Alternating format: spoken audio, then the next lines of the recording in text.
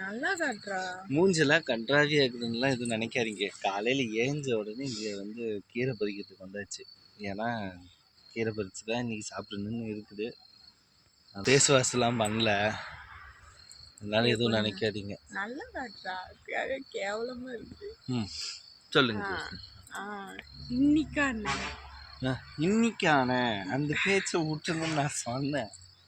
ஆனால் நீங்கள் இன்னைக்கான வீடியோ என்னன்னு பார்த்தீங்கன்னா, என்ன ஒரு காரணங்களா இவங்க அப்படின்னு கேட்டுவாங்க. அப்புறம் பேசுறோம் நான் எனக்கு தானே தெரியும். சும்மா வீடியோ எடுத்துட்டு நீ எதுவும் பேசாத. நான் அவ்வளோதானா? என்ன பேசுனா அவ்வளோதான். இன்னைக்கு ஆரம்பிச்சா அவ்வளோதான், முடிச்சிட்டேன். அவ்வளோதான். பேச ஒழுங்கா.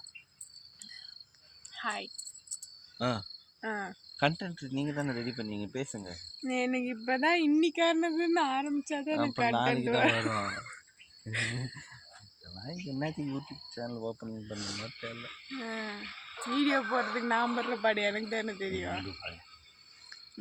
சொல்லு. இது காட்டு. இது பேர் என்னங்க? சிறுகீரை. சிறுகீரைங்க. பேரு தாங்க சிறுகீரை, ஆனால் கீரை சிறுசா இந்த மாதிரி பேசுனா உங்களை கழுவி ஊற்றுவாங்க. இதுக்கு பேரு நாட்டு தக்காளி. நாட்டு தக்காளி. நீங்க எப்படி எதை வச்சு சொல்றீங்க? இது எங்க அப்பாட்டு தான் கேட்கணும், எனக்கு தெரியாது. இல்லை, ஆபீஸ் தக்காளிக்கும் நாட்டு தக்காளிக்கும் என்ன வித்தியாசம் எனக்கு தெரியாது, தான் கேட்குறேன்.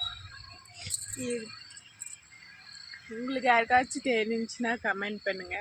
என்னன்னு எதனால நாட்டு தக்காளி சொல்றாங்க. இங்க பாரு, உனக்கும் தெரியாது, ஆனா நீ என்ன மட்டும் நீ டாமினேட் பண்ற